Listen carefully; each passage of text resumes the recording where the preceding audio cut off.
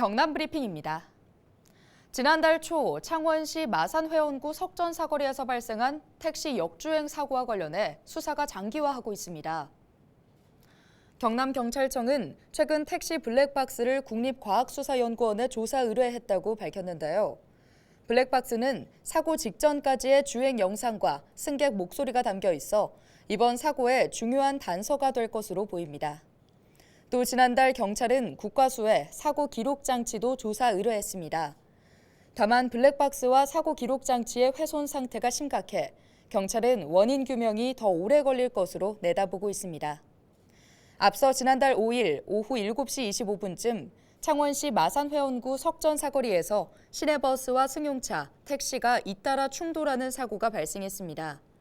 이 사고로 택시에 타고 있던 50대 남성 A씨가 사망했고 병원으로 이송됐던 택시 운전자 70대 B씨도 치료를 받다 숨졌습니다.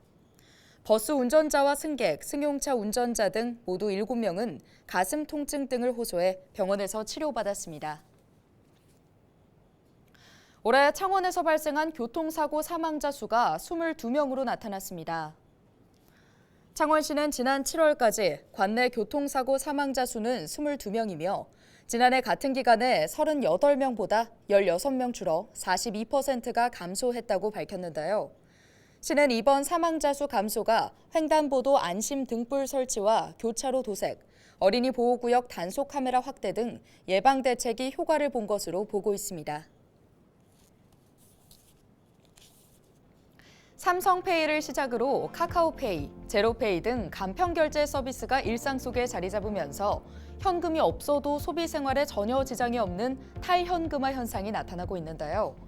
한국은행이 올해 발표한 2022년 간편결제 간편송금 서비스 이용 현황에 따르면 지난해 간편결제 서비스 하루 이용 건수는 20% 이상 급증했고 이용 금액은 7,326억 원으로 집계됐습니다.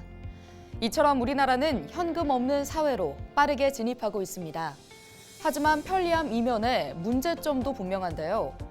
결제 방식의 불편함을 느끼는 소외계층이 존재하는 겁니다. 카드나 계좌이체에 익숙하지 않은 고령층과 장애인, 외국인들은 현금 결제가 어려워져 상당히 불편함을 겪고 있습니다.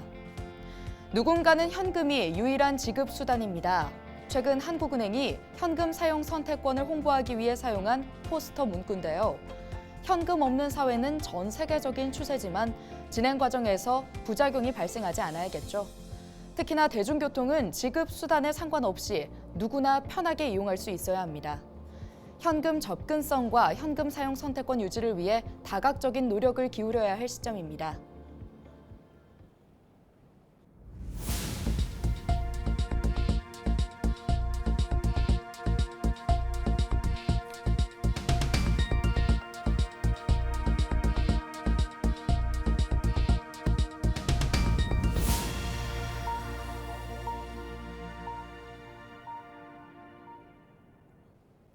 김해 화포천이 환경부가 공모한 제3차 람사르 습지도시 인증 국내 후보지에 선정됐습니다.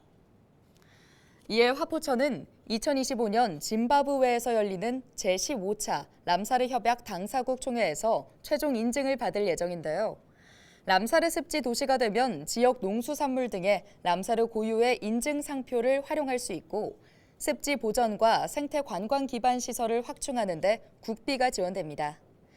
김해 화포천은 멸종위기 야생생물 23종을 포함한 800여 종의 야생생물이 서식하는 국내 최대 하천형 습지로 국내에선 2018년 창녕 우포늪 등에 이어 8번째 인정입니다. 함안군이 청년들의 주거비 부담을 덜기 위해 오는 13일까지 청년 월세 지원 사업 대상자를 모집합니다.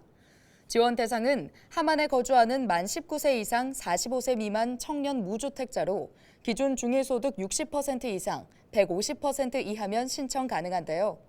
함안군은 대상자로 선정된 청년들에게 월 최대 15만 원의 임대료를 10개월 동안 지원할 계획입니다. 오늘 준비한 소식은 여기까지입니다. 지금까지 경남 브리핑이었습니다.